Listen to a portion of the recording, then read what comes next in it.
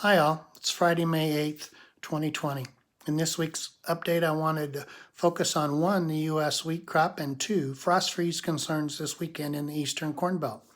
Let's first talk about the wheat crop. Current assessment of this year's wheat yield potential is that it's highly variable, even within a county, as you will hear in my details.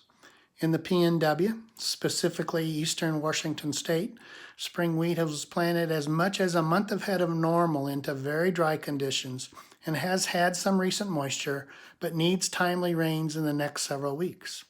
Spring wheat planting continues to move along at a good pace in South Dakota. Planting is lagging normal in North Dakota and northern Minnesota due to saturated soils.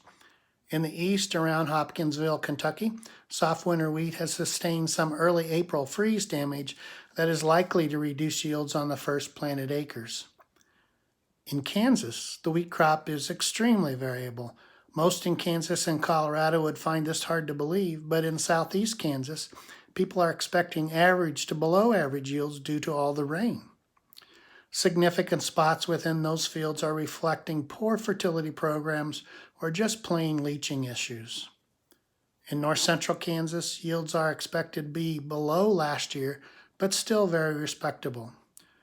My south central Kansas contacts report very dry conditions and a crop that is deteriorating every single day with limited upside or potential.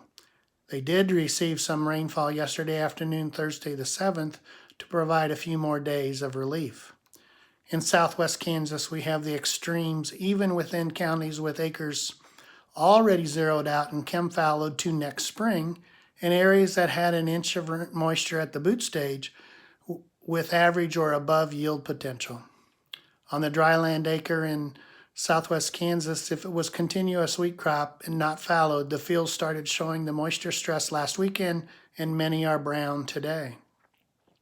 From eastern Colorado, one client shared with me that they would rank the wheat as a 7 or 8 on a scale of 10, but it needs a drink to maintain its current ranking, and the 2-week forecast wasn't favorable.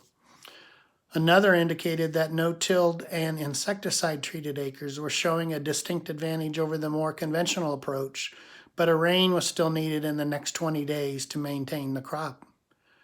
I want to share my thanks to all that interact with me to help provide these updates. Now let's turn to corn and this weekend in the eastern Corn Belt, where sub-zero temperatures are predicted on consecutive nights in an area where significant acres of corn and soybeans are already planted. Some of those soybeans were planted in late March, when ground conditions were good, but no one wanted to risk placing corn in the ground.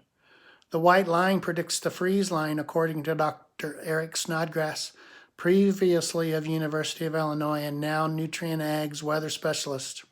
In his podcast today, he shared this photo, but indicated that he didn't think soil temperatures would fall below 40 degrees.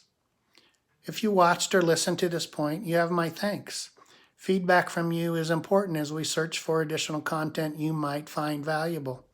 Please reach out to me with suggestions. Thanks for your business and stay safe.